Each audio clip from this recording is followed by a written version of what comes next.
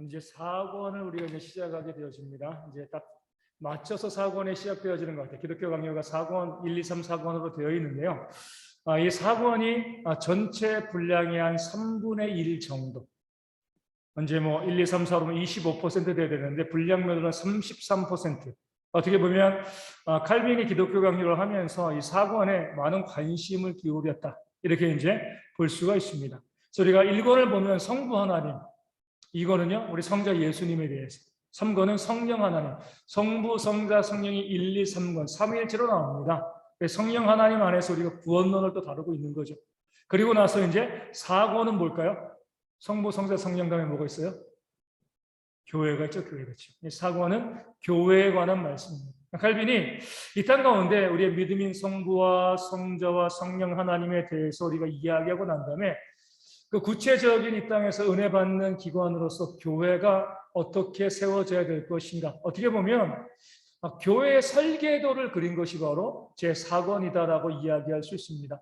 개혁교회는 어떤 교회인가? 우리가 2022년 항상 개혁되는 교회 이렇게 표현을 가지고 있는데 가장 적절하게 딱 맞춰서 우리가 이제 4권을 시작하게 되어지는 것 같아요. 일부러 맞춘 건 아닌데 하다 보니까 처추되어지면서 이 교회로 시작하게 되었고요. 이 4권을 통하여서 우리가 그럼 하나님께서 우리 가운데 원하시는 교회가 어떤 교회인가? 어떤 교회를 우리가 만들어가야 될 것인가? 한번 우리 보면서 말씀을 나눠가시면 좋겠습니다. 우리 4권은 보면 총 3부문으로 이제 우리 가운데 나눠져 있는데 우리 첫 번째는 뭐냐면은 1장에서 13장까지는 교회가 무엇인가? 교회를 다루고 있고요. 그리고 두 번째로 이 14장부터 19장까지는 성령, 세례와 성찬이 무엇인가? 이 부분을 다루고 있고요. 마지막으로 20장은요, 국가, 교회와 국가가 어떤 관계이어야 하는가? 이 부분들을 우리 가운데 알려주고 있습니다. 그래서 교회, 국가가 서로 분리되어질 수 없고 서로 어떻게 연결되어지는 것이 합당한가? 이 부분들을 마지막 장을 다루면서 교회론을 마치게 되어집니다. 우리 4권의 제목은 이제 모든 경건한 자의 어머니인 진정한 교회. 우리는 이 교회와 연합되어 있어야 한다. 교회가 얼마나 중요한가 이 사실을 말씀하고 있습니다. 첫 번째 교회 필요성을 먼저 이제 이야기하죠. 그러면서 이렇게 이야기합니다. 우리의 믿음을 일으키고 키우며 목적지까지 전진시키려면 무지하고 태만한 또 경박한 우리들에게는 외적인 도움이 필요하기 때문에 하나님께서는 우리의 약점에 대비해서 필요한 보조 수단도 첨가하셨다. 그러니까 우리가 너무나 연약해서 믿음을 이제 온전히 자라게 할 수가 없는 거죠. 그렇기 때문에 무엇을 세우신 거라고요? 교회를 세워서 우리의 믿음을 더욱더 잘 자라게 만드신다. 그러니까 교회가 없이는 우리의 믿음이 자랄 수 없다. 이 사실을 우리 가운데 말씀하고 알려주고 있는 겁니다. 마치 뭐와 같냐면 아이가 태어나잖아요. 그렇죠? 아이가 태어나서 아이가 자랄 때 자기 힘으로 자랄 수 있나요? 염동설원에 태어나서 길거리에 아이가 버려지면 죽을 수밖에 없는 거죠. 그렇죠? 아이가 자기 스스로의 힘으로는요 올바르게 자라갈 수가 없습니다. 마찬가지로 우리가 영적인 어린아이가 되었을 때 하나님께서 그냥 우리를 놔두면 우리의 신앙이 올바로 자랄 수 없기 때문에 우리의 신앙을 잘 자랄 수 있도록 교회라는 기관을, 공동체를 우리 가운데 만들어 주신 겁니다. 그러니까 교회를 통해서 우리의 신앙이 자라고 우리의 믿음이 자랄 수 있게 되어지는 거죠. 그래서 우리가 요즘 코로나 시대로 인하여서 우리 온라인 예배를 많이 드리잖아요. 온라인 예배를 드리는데 우리가 불가피하게 온라인 예배를 드리지만 우리가 가능하면 뭐예요? 대면 예배를 드려야 됩니다. 코로나 끝나고 나면 대면 예배로 회복해야죠. 왜냐하면 우리 학부모들은 잘 압니다. 우리 작년 올해 해가지고 온라인 수업 많이 했거든요. 수업이 될까요? 그것 가지고 수업이 되어질 수가 없습니다.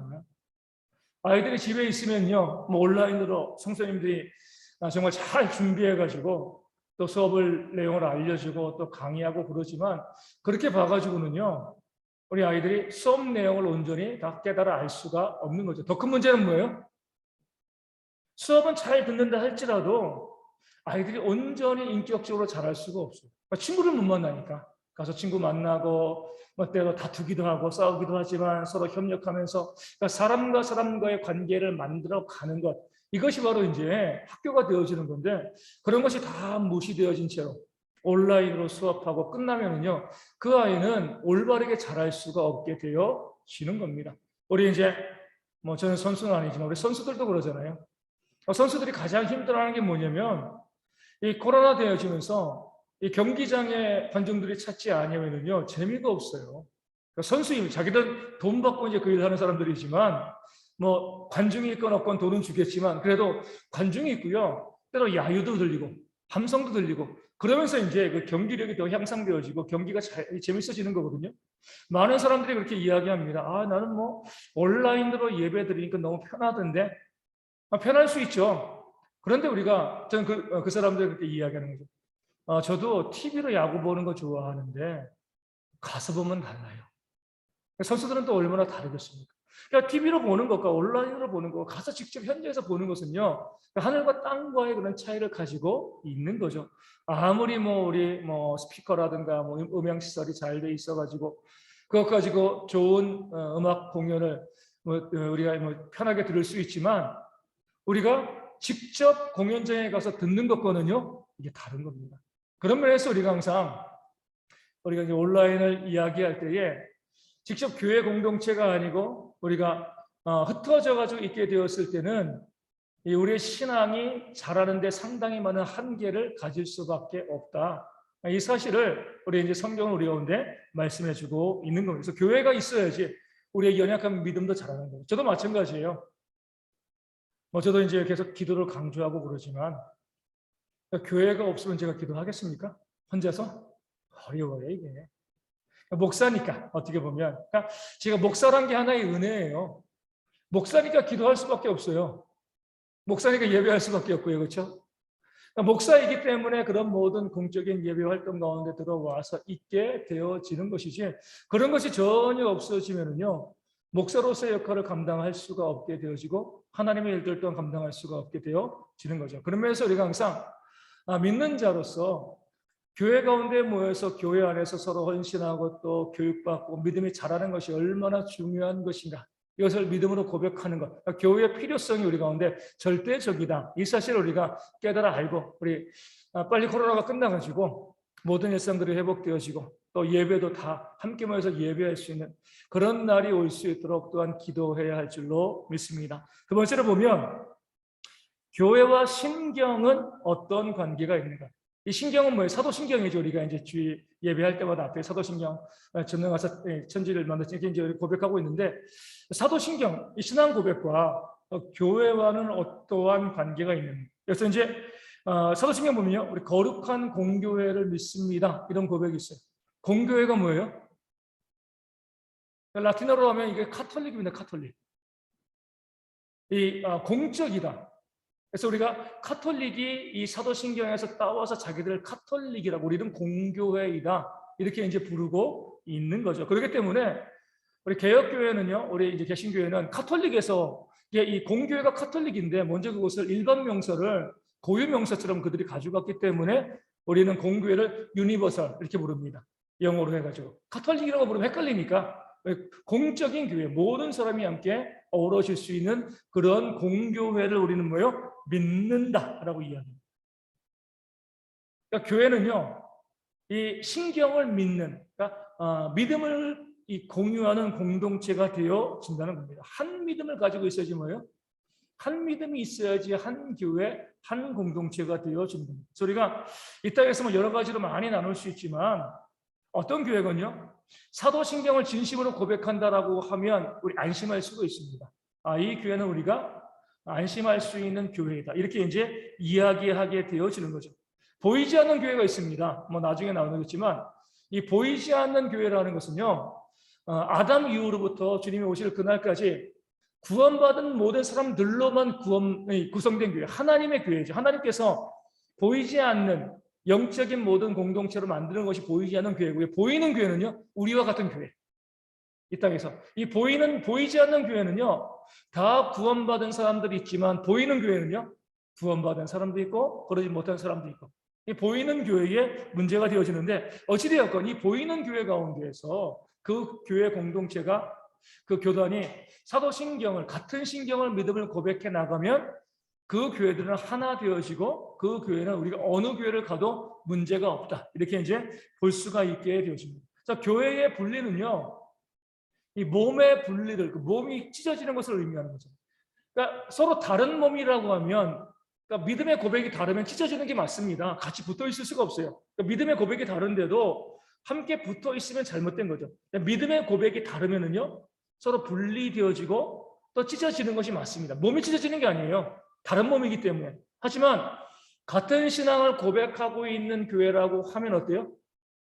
분리되어지고 찢어지는 것, 그러지 않기 위해서 애쓰고 노력하는 모습들이 그 교회 가운데 있어요. 그래서 우리도 마찬가지지만 우린 장로교이고 감리교이고 뭐 침례교도 있고요, 성결교도 있고 또 하나님의 성에 많은 교단이 있는데 같은 믿음을 고백하고 있으면은요, 우리가 배타시하면 안 돼요.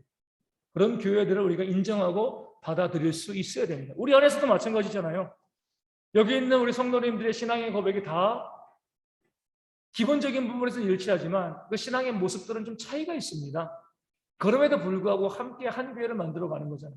마찬가지로 나는 이 장로교도니까 장로교만 구원받아, 감리교는 아니야, 이런 식으로 말하면 안 되는 거죠. 모든 교회가 같은 신앙을 고백하는 교회가 함께 이 교제할 수 있고 한 몸을 이루는 것, 이것이 바로 이 교회와 신경, 이 신앙의 관계가 되어집니다. 그래서 우리가 또 뭐예요?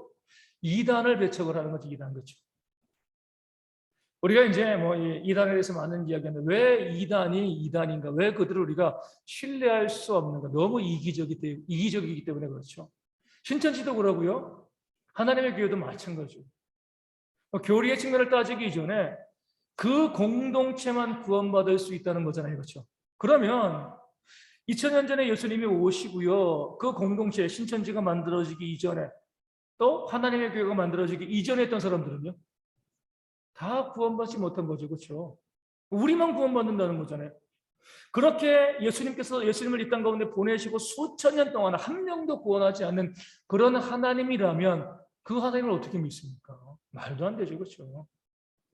거룩한 공교회는 무엇이냐면 예수님 이후에 가톨릭 안에 있어서도 어디가 안에 있어서도 온전한 믿음을 고백하는 사람들은 다 구원받는다.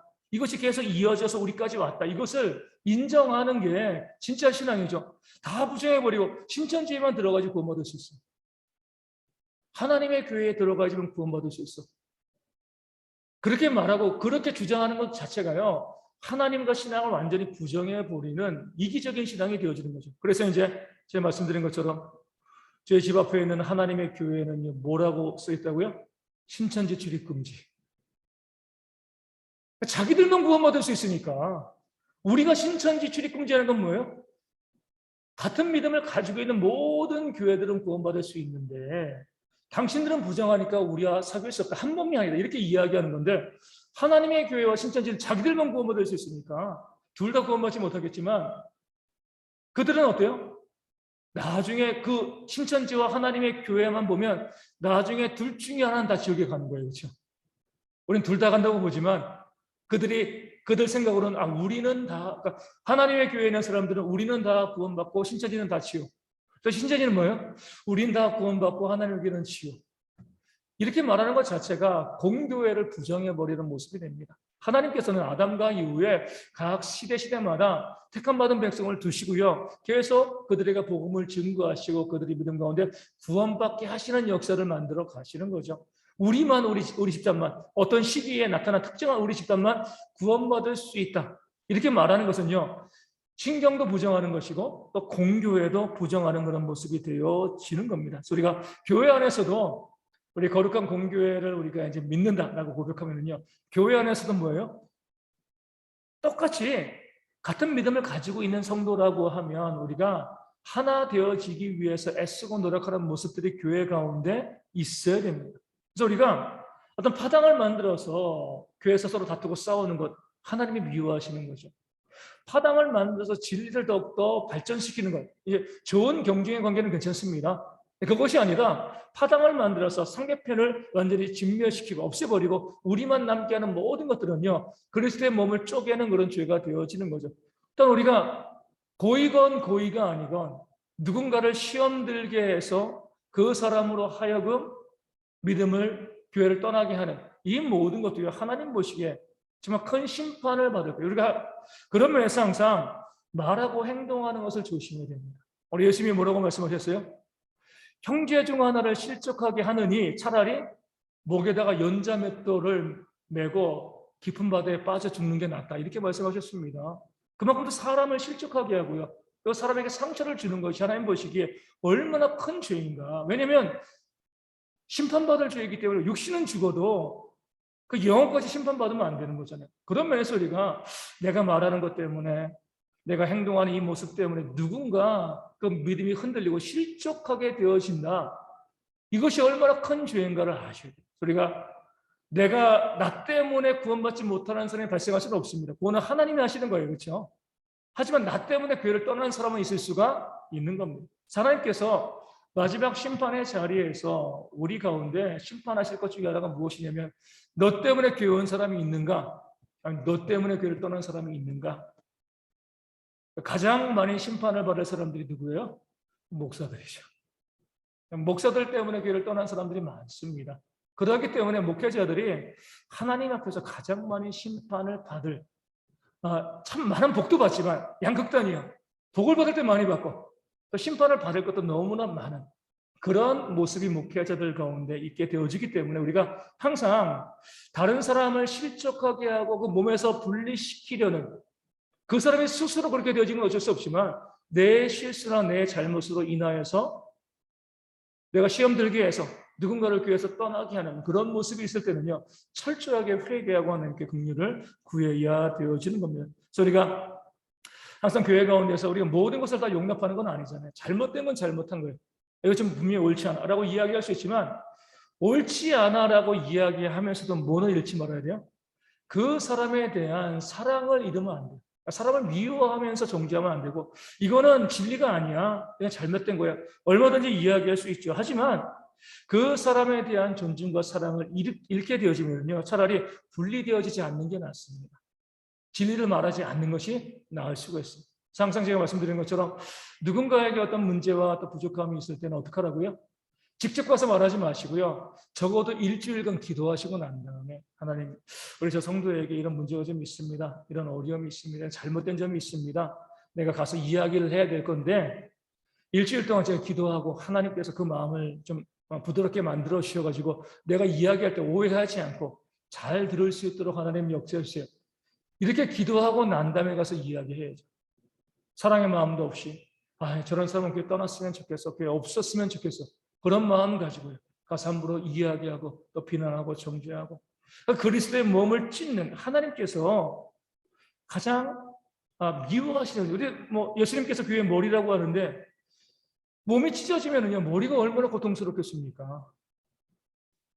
예수님이 우리의 다른 곳에 계시면 모르지만 우리는 지체이고 예수님은 머리인데 우리가 내 손이 지체를 뜯어가지고 버리면은요 머리가 얼마나 힘들고 아파하겠습니까? 우리가 그것을요 항상 조심하셔야 돼요. 우리가 항상 다른 사람을 품는 것이 우리의 기본적인 목표가 되어야지 사람을 내쳐내고 분리하고 제거하고 다투고 싸우고 시기하고 또 수군거리고 비방하고 정죄하는 이런 모습이 하나님 보시기에 얼마나 악한 것인가. 우리는 괜찮아요. 하지만 심판자신 하나님 앞에 갔을 때는요 그것이 큰 심판을 받게 된다는 것을 우리가 기억하시고 하나됨을 유지하기 위해서 애쓰고 노력하는 모습들이 있어야 됩니다. 세 번째로 보면 교회에 대해서 성도가 서로 교통함. 여기서 이제 이렇게 갈비는 이야기합니다. 성도들은 하나님께서 주시는 은혜는 무엇이든 서로 나눈다는 원칙하에 그리스도의 공동체에 소집되었다고 하는 것이 이 구절의 뜻이다. 우리 교회 가운데서 많이 망각되어지고 있는 거죠. 왜 우리가 교회로 부르심을 받았는가? 뭐예요? 우리에게 주시는 은혜가 무엇이건 서로 나누는 것이 원칙이라는 거예요. 교회로 부름받은 그 목적과 이유가 되어지는 거죠. 그것 때문에 공동체에 소집되었다. 내게 우리가 보면 나 은혜 받았어. 나 은혜 받았어. 막 이야기하는 많은 것들이 있잖아요. 뭐 하셔야 돼요? 반드시 나누셔야 돼요. 반드시. 하나님께서 우리 가운데 은혜를 주셨다는 것, 우리 가운데 무엇인가 주셨다는 것은요 나누라고 주신 겁니다. 가지고 있으라고 주신 것이 아니죠. 그래서 우리가 항상 어떤 은혜가 우리 가운데 있다. 내가 받은 은혜가 있다. 그런 마음이 있으면 뭐예요? 이것을 가지고 은혜를 항상 다른 사람에게 또 공동체에 나누는 그런 모습이 있어야 됩니다. 그래서 우리가 은혜를 나눔에 있어서 두 가지 방법이 있어요. 한 가지는 뭐냐면 직접 은혜를 나누는 거예요. 내가 은혜가 받은 것이 예를 들어서 내가 이제 물질의 은혜를 받았다. 생각하기 제일 편하니까 물질의 은혜를 받았다. 그럼 뭐 하시는 거예요? 주신 이유는 뭐냐면 나누라고 주신 거잖아요. 그럼 우리가 직접 보면 우리 공동체나 이웃 가운데 어려운 이웃을 보고 직접 그들에게 가서 내가 나누어 주는 것. 은혜를 나누는 거죠. 이것이 어려울 수가 있습니다. 그럼 뭐 하는 거예요? 그래서 교회 헌금을 하는 거죠. 교회 위임을 하는 거예요. 내가 이렇게 교회 헌금할 테니까 교회가 이것을 가지고서 우리 어려운 이웃들에게 내가 은혜 받았는데 이것을 그 사람들에게 나누어 주기를 원합니다. 또 그러면서 교회에 직접적으로 또 교회에 참여해야죠. 왜냐하면 나는 그런 의미로 헌금을 했는데 교회가 전혀 다른 방향으로 쓰면 헌금은 의미가 없어지는 거예요. 그러니까 교회가 헌금을 어떻게 쓰는지를 알고 내가 드린 헌금이 바르게 쓰여지는지를 알고 이런 방향으로 교회 헌금이 쓰여졌으면 좋겠습니다라고 교회에 계속적으로 요청해야 되는 겁니다. 그러할 때 우리가 내가 받은 그 은혜에 대해서 내가 다른 사람에게 나누는 그런 삶을 살아갈 수가 있게 되어지는 거죠. 우리 모든 성도들이요.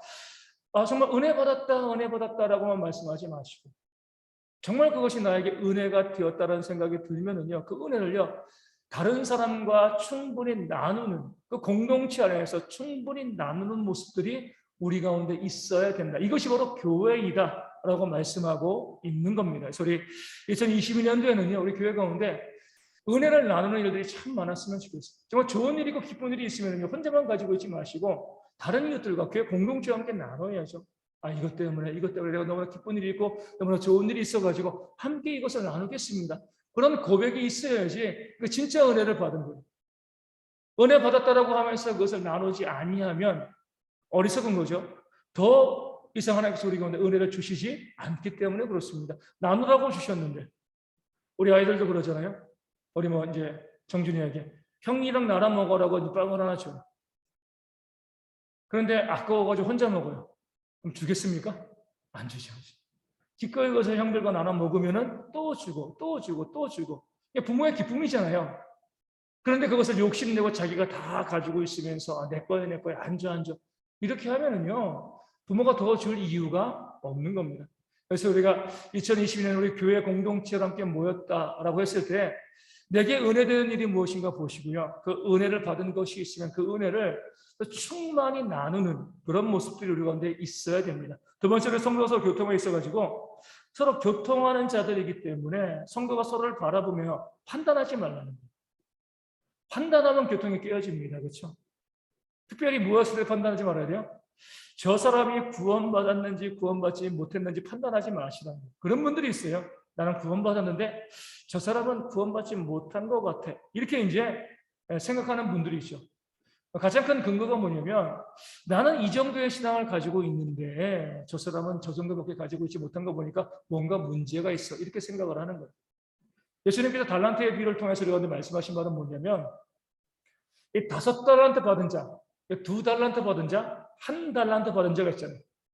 왜 누구에게는 5달란트를 주고요? 누구에게는 2달란트, 누구에게는 1달란트 준 거죠? 그 사람이 그것을 다룰 수 있는 능력에 맞게 주신 겁니다. 이 5달란트 받은 사람 더 사랑해서 주신 것이 아니라 다 사랑하는데 다 존귀한데 이 사람은 5달란트의 일을 할 수가 있어. 이 사람은 2달란트의 일을 할 수 있어. 이 사람은 1달란트의 일을 할 수 있어. 이렇게 주신 것이지 내가 많이 받았다고 해가지고 내가 더 사랑받아. 내가 더 능력이 있어. 나를 자랑할 것이 아니죠. 그 5달란트 받은 사람은 얼마를 남겨야 돼요, 장사에서? 이 5달란트 남기면 됩니다. 2달란트 받은 사람은요? 그 2달란트 남기면 되고요. 1달란트 받은 사람은 1달란트 남기면 똑같이 착하고 충성된 정화 칭찬해 주시는 겁니다. 우리 가운데 어떤 문제가 발생하냐면 이 5달란트 받은 사람이 내가 5달란트 남겼잖아요. 그러니까 2달란트 받아가지고 최선을 다해서 2달란트 남긴 사람을 비판하는 거예요. 야, 5달란트 남겨야지. 나는 5달란트 남겼는데 너는 2달란트밖에 못 남겨서 비판하고 정죄하는 겁니다. 내 수준이 이 정도 되고 내 헌신이 이 정도 되는데 당연히 이 정도는 돼야지 구원받은 것이지 그렇지 않으면 구원받지 못해. 신자도 아니고 믿음도 없어. 이렇게 판단하고 이야기하면은요 그 교회 가운데 성도의 교제, 교통이 깨어질 수밖에 없습니다. 우리는 몰라요. 그 사람에게 얼마만큼의 달란트가 주어졌는지. 그 사람이 항상 뭐예요? 비록 결과는 보잘것없지만 그가 받은 만큼 충성하고 있다라고 생각해야 됩니다. 받은 만큼 헌신하고 있다라고 생각을 해야 돼요. 그런 모든 사람이 서로 교통할 수가 있는 건데 나만 수고하고 나만 애쓰고 나는 이렇게 하는데 저 사람들은 뭐야?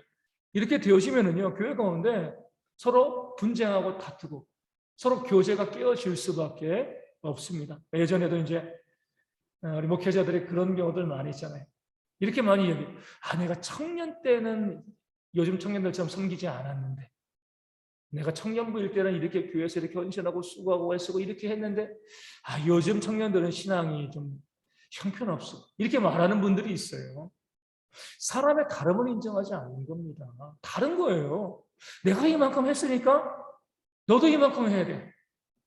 이렇게 이야기하는 순간 공동체가 깨어질 수밖에 없습니다. 그 사람이 하는 헌신을 인정해주면 되는. 저 사람은 저만큼 헌신하고 있어. 더 헌신하기를 바라면 뭐 하는 거예요? 기도하는 거죠. 그 사람을 위해서. 하나님께서 그 마음에 감동을 주시고 역사해서 더 헌신할 수 있게 해달라고 기도해야지. 그것을 가지고 비판하고 정죄하면서 너 왜 이거밖에 안 해? 아예 한심해. 이런 마음을 갖는 게 이 공동체를 깨는, 이 교회를 깨는 모습이 되어지기 때문에 그런 모습을 버리는 것이 우리 신앙의 지혜가 됩니다. 이게 참 어려워요. 내가 많이 수고하고 했으니까 어때요? 남들도 그만큼 해주기를 기대하는데 그 사람은 나와 다른 사람이라는 것. 우리 이제 다들 자녀들 키워보시니까 알잖아요. 우리 지태현 선생님 빼고 자녀들 키워보시면 알잖아요. 부모 마음대로 아이들이 자라나요? 아니잖아요. 그렇죠? 내가 기대하는 것과 전혀 다르게 아이들이 자라는데 그걸 뭐예요? 인정해 줄 수 있어야 돼요. 그 아이가 그래.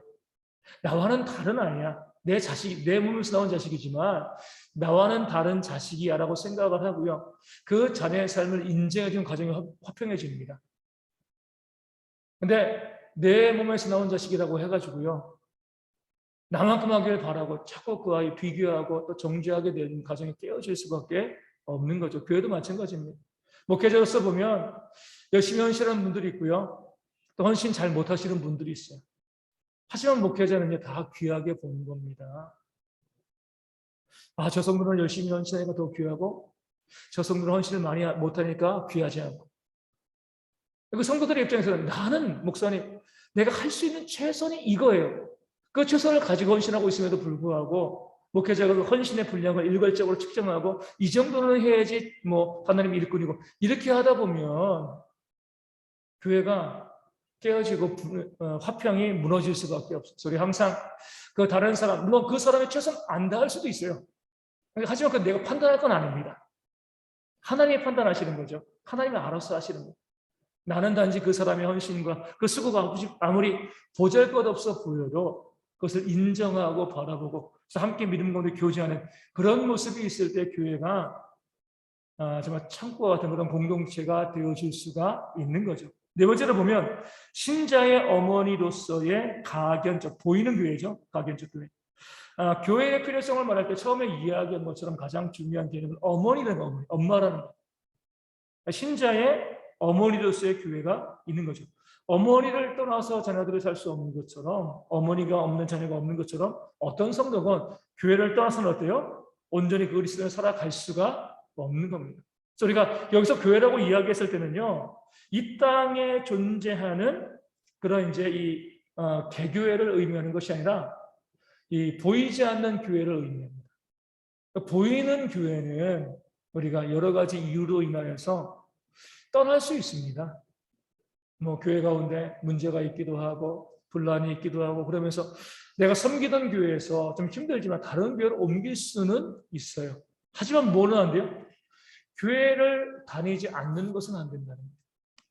저도 이제 연말에 우리 이제 그 오랫동안 나오지 못한 분들에게 또 이제 문자하고 우리 청년들에게도 문자하고 그래서 쭉 이렇게 문자하면서 이제 한 분에게 이렇게 이야기했어요. 이제 이 신앙생활 계속 쭉 했으면 좋겠는데 우리 교회에 나오는 것이 불편하다면 주변에 좋은 교회 찾아가지고 좋은 교회 나갔으면 좋겠다. 어찌되었건 믿음을 잃지 않았으면 좋겠다. 교회를 떠나지 않았으면 좋겠다. 보이는 교회는 다른 교회를 다닐 수 있지만 보이지 않는 교회에서 떠나지 않았으면 좋겠다. 우리 교회 아니라 할지라도 좋은 교회가 많이 있기 때문에 주변에 찾아가서 그 교회를 다녔으면 좋겠다. 이렇게 이제 문자를 했습니다. 우리도 마찬가지입니다. 우리가 뭐 이사할 수도 있고요. 어디 갈 수도 있고 또 교회 가운데 그러면 안 되지만 또 마음에 맞지 않아서 또 상처가 있어가지고 우리 교회를 떠날 수도 있어요. 하지만 그것은 보이는 교회를 떠나는 겁니다. 그럼 항상 무엇을 준비해야 돼요? 내가 섬길 교회를 또 준비를 해야 돼요. 가서 그 교회를 계속해서 섬기는 그런 모습이 있으면 문제가 되어지지 않는데 가끔 가다 보면은 아예 교회를 부정해버리고 아예 교회 안 나가. 앞으로는 내가 뭐 온라인으로 예배하면 되지 뭐. 나 혼자 뭐 말씀 보고 나 혼자 성경 보고 나 혼자 찬송하고 아니 그럼 편한데 무슨 뭐 교회를 나갈 필요가 있어. 아, 교회는 이제 진절머리구나. 이렇게 하면서 교회 자체를 안 나가는 사람들이 있습니다. 그것은요, 정말 큰 위험인 거예요. 보이는 교회도 떠나지 않은 게 좋지만 떠날 수 있습니다. 그럼에도 불구하고. 하지만 보이지 않는 교회의 회원으로서 떠나가는 것, 교회 자체를 떠나가는 이 모든 것들을 우리가 잘못된 모습이 되어집니다. 그래서 우리가 이 세상에서는요, 예수님도 그러지만 완전한 교회가 세워질 수가 없어요. 예수님의 제자들이 얼마나 못났습니까? 그럼에도 하나의 교회입니다. 그렇죠? 고린도 교회도 얼마나 많은 문제가 있어요. 그럼에도 교회로 사도 바울은 너희가 그렇게 문제가 많으니까 해쳐. 이제 다시 해쳐 모여. 다시 이제 부수고 다시 만들자. 이렇게 하지 않았거든요. 그렇게 문제가 있음에도 불구하고 그 교회를 또 고쳐가고 이렇게 해나가는 모습이 좀 있었는데 우리도 마찬가지입니다. 우리 교회 가운데 있어가지고 교회 자체를 부정하는 모습들이 있으면 안 되죠. 예전에 뭐 요즘은 어떤지 모르겠지만 제가 대학을 다닐 때까지만 하더라도요. 이 선교단체들을 중심으로 교회를 부정하는 경우들이 많았습니다. 뭐 CCC라든가 이런 보면 거기 열심히 있는 사람들은 모였잖아요. 그 안에 있어가지고 막 열심히 있는 사람들이 모여가지고 막 모이다가 개교회로 터지면 형편없거든요. 뭐 신앙도 형편없고 그러니까 이제 야 이게 교회냐? 그래서 교회를 부정하고 자기들끼리 모이는 경향들이 있었습니다. 교회를 이해하지 못한 거죠. 교회는요, 형편없는 사람들이 모여서 한 공동체를 만들어가고 그 서로의 부족함을 보듬어주고요. 서로 세워가는 것이 교회입니다. 완전한 자들이 모인 것이 아니에요. 더 높은 신앙생활을 위해서 내가 교회를 옮긴다. 이렇게 하는 것 자체가 교회의 본질을 잃어버리는 거죠. 교회의 본질을 망각하는 겁니다. 교회가 늘 연약하고 또 부족할 수 있지만 그럼에도 교회를 우리가 부정해버리면 안 되는 거예요. 마치 뭐가 같냐면 우리 사회도 보면 부모 같지 않은 부모들이 있잖아요. 그렇죠? 그렇다고 해서 국가가 우리 미래의 이 나라를 이끌어갈 어린아이들이 그 부모 같지 않은 부모들 때문에 상처받느니 아이를 낳으면 국가가 다 데리고 키워야지. 이렇게 하면 되겠습니까? 비록 부족한 부모들이 있어도 아이들은 가정에서 자라는 거예요. 그렇죠? 상처받는 아이들도 있겠지만 어찌되었건 가정에서 자랄 때 아이들이 온전하게 자랄 수가 있게 되어집니다. 마찬가지로 교회에 뭐 상처 없고 뭐 문제 없이 잘 세워지는 것이 우리의 목표이지만 그러기가 어렵죠. 많은 문제점들이 저희 가운데 발생합니다. 그럼에도 불구하고 우리가 그 교회를 부정하고 난 저런 교회 다니지 말아야지. 난 교회를 완전히 다니지 않을 거야. 이런 마음을 갖기보다는 그 교회를 위해서 중보하고 기도하며 그 교회의 약점을 좋은 점으로 바꿔나가는 그렇게 애쓰고 노력하는 모습들이 우리가 가져야 될 신앙의 태도이다. 그게 어머니의 자녀로서 우리의 신앙이 잘 자랄 수 있는 길이다. 이렇게 이제 말씀을 우리 가운데 알려주고 있는 겁니다. 다섯 번째, 교회를 통한 교육, 그 가치와 그 의무. 하나님께서는 이미 옛날에 거룩한 회중이 성소 앞에서 모이기를 원하셨으며 거기서 제사장의 입을 통하여 교리를 가르침으로써 믿음의 일치를 얻게 하시려고 하셨다. 이렇게 이야기합니다. 예전부터 하나님께서는요, 성전에 모여서 뭐예요? 말씀으로 교육받기를 원하셨다는 겁니다. 왜 성전에 모여서 교육받게 하죠? 사설로 이제 집에서 하지 않고 성전에 모였다는 것 자체가 뭐냐면 여기 하나님의 임재를 상징하는 거잖아요. 하나님 앞에 모여서 우리가 공부한다, 우리가 교육받는다, 우리가 신앙생활을 한다. 그랬을 때에 성도들의 마음가짐이 다르다는 겁니다. 저도 그러지만은요, 집에서 기도하는 것과 교회에서 기도하는 것 달라요. 얼마든지 집에서 기도하죠. 하지만 하나님 앞에 나와서 기도했을 때 그 모습이 다르죠. 우리 이제 정준이 태어났을 때 벌써 이제 정준이 6살 됐으니까 태어났을 때 제가 첫째와 둘째는 그렇게 못했는데 우리 셋째 정준이는 제가 조금 더 이제 성숙한 다음에 태어난 아이기 때문에 예, 저희 이제 아버지 집에서 이제 산후조리하고 그리고 이제 저희 집사람이 좀 몸이 좀 회복돼서 집으로 오는 날 이제 그때가 정준이가 3월 달에 태어나서 4월 말쯤 됐을 것 같아요. 정준이 데리고 이제 오면서 가장 먼저 교회로 왔어요. 교회로 와서 우리 이제 정준을 여기다가 제가 눕혀놓고 제가 기도를 했습니다. 하나님 이 아이의 인생을 하나님께서 지켜주시고 인도하여 주시고 이 아이를 하나님께서 책임져 달라고 여기 놓고 기도를 한 거죠. 집에서도 얼마든지 기도할 수 있어요. 하지만 이 예배당에 와서 하나님의 임재가 상징하는 이곳에 와서 내 아이를 여기다 놓고 하나님께 맡겨드리고 기도하는 거죠. 마음이 다르더라고요. 첫째와 둘째는 집에서 기도했어요. 그 마음이랑 교회 아이를 놓고 기도하는 거랑 마음이 달라요. 그렇기 때문에 하나님께서는 예전에도 구약시대를 통하여서도 백성들을 교육하실 때 어떻게 해요? 성전으로 모이게 하시고 그 성전에서 우리 제사장들을 통해서 하나님의 말씀을 교리를 가르침을 통해서 교회를 공동체를 하나 되게 만드셨다는 겁니다. 오늘도 마찬가지예요. 우리가 하나님의 임재가 있다. 이 교회 가운데 하나님의 임재가 있다. 그 마음을 가지고 이 교회 가운데 모여서 말씀을 가르치고 양육하는 그런 모습들이 있을 때 우리 신앙이 하나 되어지고 일치되어질 수가 있게 되어집니다. 그래서 우리가 이단들이 말하는 성경 모임 가운데 우리 갈 필요가 없어요. 하나님의 임재가 없는 데서는 아무리 좋은 내용을 가르쳐도 그것이 우리 가운데 은혜가 되어지지 않습니다. 하나님의 임재가 있는 그런 바른 교회, 그런 교회 가운데 가서 하나님의 말씀을 배우고 양육받을 때 하나가 되어지는 그런 역사가 있게 되어지는 거죠. 하나님께서는 말씀을 누구에게 맡기신 거예요? 구약에는 제사장들에게, 지금 이 시대에는요 목회자들에게 맡기셨습니다. 왜 목회자들에게 말씀을 맡기셨을까요? 그 말씀이 잘못 해석되어지지 아니하도록 바르게 말씀이 우리 가운데 증거되어지도록 충분히 훈련받은 사역자들에 의해서 말씀이 증거되어지도록 하나님께서 교회 목회자를 세우신 거죠. 그러면서 보면 이단들도 그러고요. 잘못된 교회들의 책임은 거의 100% 목회자들에게 있는 거죠. 본인들이 말씀을 온전히 배우지 못한 하나님의 말씀이 무엇인가? 하나님의 뜻이 무엇인가? 오늘 아침에도 말씀드린 것처럼 그 바리새인들에게 예수님께서는 가서 배워라. 모른다는 거예요. 늘 성경 교사로 살아왔고 했지만 너희가 알지 못하는 것들이 너무나 많다. 이렇게 이야기하는 겁니다. 그래서 우리가 그런 면에서 우리가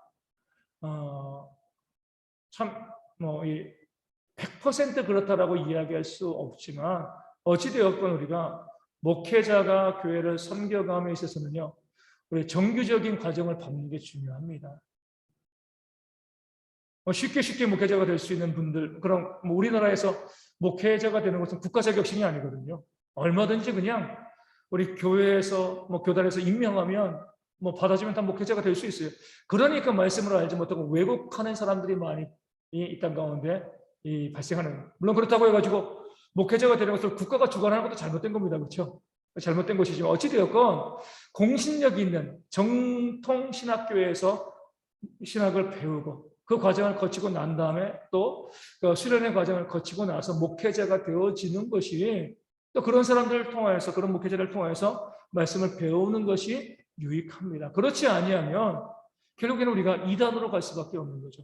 내가 마음대로 성경을 해석하고 내가 마음대로 배우고 예전에도 제가 한번 말씀드린 것처럼 경기도에 있는 교회 가가지고 이제 이 부교육자, 부목사로 가서 우리 사역을 하는데 처음에 수요 설교하고 난 다음에 그 교회 장로님이 오셔가지고 저에게 면담을 요청을 하시고요. 그리고 제가 설교한 부분에 대해서 목사님 이것도 잘못됐고요. 이것도 잘못되어지고 이것도 잘못되어지고 이렇게 말씀을 하시고요. 그렇게 말씀하시는 것 자체가 문제 없습니다. 그 뭐가 문제가 있어요? 잘못한 거면 인정을 해야죠. 근데 제가 쭉 들어보니까 이단들이 주장하는 것을 장로님이 이야기하는 거예요. 어디서 이상한 걸 배우신 것 같아요. 제가 장로님에게 이랬습니다. 장로님, 그렇게 말씀하시면 이단입니다. 근데 알고 보니까 그 장로님이 어떤 분이냐면 교회에서 목회자의 지도를 받지 않고요. 혼자 말씀을 읽고요. 말씀을 혼자 해석하는 거예요. 그러니까 잘못된 길로 갈 수밖에 없는 거죠. 하나님께서 공교회를 통해서 말씀의 기본적인 틀과 방향을 또 알려주시고요. 또 진리의 기준을 알려주실 겁니다. 그것을 배우는 것이 신학교죠. 그렇죠? 신학교를 통하여서 우리가 믿는 바 참된 도리가 무엇인가 배우고 그것을 우리가 하는 건데 내가 혼자 말씀을 읽어요. 거의 모든 이단들은 다 똑같아요. 내가 말씀을 읽습니다. 혼자 읽어요. 혼자 읽고요. 혼자 해석합니다. 내가 깨달았다. 이게 진리다. 그러면서 이단이 시작되어지는 겁니다. 그래서 우리가 신천지도 그러고 우리 하나님의 교회도 그러잖아요. 자기들만이 깨달은 거예요. 그렇죠? 그동안은 교회 역사 가운데 교회가 해석한 거 다 잘못된 거고 나만 깨달았어. 나만 깨달았어. 그러니까 이단인 거죠. 하나님께서 교회를 통하여서 하나님의 진리를 밝히 알려주십니다. 물론 이 카톨릭이 잘못된 거로 왔을 때는 어때요? 종교개혁을 통해서 바로 잡기는 하시지만 어찌되었건 우리가 교회를 통해서 하나님의 진리를 우리 가운데 알려주시고 그 진리를 통해서 우리가 목회자의 그 진리를 배움을 통해서 바른 교회가 세워지는 것이 분명합니다. 우리 성도들 입장에서도 우리 목회자가 때로 잘못된 것을 가르칠 수 있습니다. 내가 신앙생활 해봤는데 내가 말씀을 봤는데 이것이 잘못된 거다. 그러고 하면 얼마든지 언제든지 목회자에 가서 이야기하셔야 돼요. 목회자가 잘못될 수도 있고요. 내가 잘못될 수도 있습니다. 그렇죠? 서로 맞춰나가면서 무엇이 진리인가 배우고 깨달아 알아가는 모습이 있어야죠. 하지만 어찌되었건 내가 혼자 내 스스로 말씀을 읽고 말씀을 또 연구하고 그것이 진리다라고 생각하게 되어지면 잘못된 길로 갈 가능성들이 많이 있습니다. 교회를 통해서 우리가 교육을 받는 것이 중요한 거죠. 우리 6번에 보면 성직, 목회자직의 의미와 한도가 있습니다. 목회자들이 하는 일은요, 하나님의 일꾼으로서 복음과 구원의 사역에 힘쓰는 거죠. 그렇죠? 그런데 목회자는요, 그 사역이 귀하지만 그 모든 사역의 주체는 하나님이십니다. 목회자는 여기 있는 그 스피커와 같은 거죠. 잘 들리게 해줘요. 하지만 하나님이, 그러니까 제가 말하지 않으면 스피커도 조용합니다. 제가 말해야지만 떠드는 거죠. 그렇죠? 제가 말하지 아니하는데 스피커가 떠들면은요, 저기 좀 버려야죠. 그렇죠? 마찬가지로 목회자는요, 하나님께서 알려주신 것만을 성도들에게 전파하는, 증폭시켜서 이야기하는 자가 바로 목회자가 되어지는 겁니다. 이것이 목회자의 성직의 의미와 한도가 되어지는 겁니다. 내 스스로 내가 나를 높이거나 내가 군림하면서 그렇게 사람들을 지배하고 내가 하나님인 것처럼 해나가게 되어지면 그 목회자의 의미를 잃어버리는 거죠. 참 안타까운 것은 그거예요. 뭐냐면은 지금도 있다는 많은 교회에서 목회자가 너무 지나치게 높아져 있다는 겁니다. 목회자이기 전에 뭐예요? 성도거든요. 성도. 똑같습니다. 우리 장로님이 이기 전에 성도고 권사님이 이기 전에 성도고 우리 안수 집사님이 이시기 전에 성도고 우리 모든 사람들은 성도입니다. 기본적인 성도예요. 그렇죠? 성도인데 목회자의 직분을 받은 거고요. 또 장로와 또 권사와 안수 집사의 직분을 받은 겁니다. 목사가 됐다고 해가지고 성도라는 게 사라지는 게 아니에요. 우리가 교회 가운데서 보면 내가 하나님의 도구로서 쓰임받는 사람인데도 불구하고요. 내가 마치 하나님이 된 것처럼 그 군림하고 다스리고 명령하고 지배하는 이런 모습들이 교회 가운데 너무나 많이 있고 더 안타까운 것은요. 우리 성도들이 그것을 또 지극히 당연하게 생각하고 있다는 거예요. 잘못된 겁니다. 우리가. 오늘 아침에 말씀드린 것처럼 정말 하나님께서 우리 가운데 개혁을 원하시는 이유는 모든 사람들이 동등하기 때문에 그래요.